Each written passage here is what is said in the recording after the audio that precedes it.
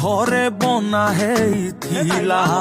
ତାକୁ ବୁଝେଇବ କିଏ ଜଗା ପାଖେ କାହା ଆଗେ ଭୋଗ ଲାଗିଥିଲା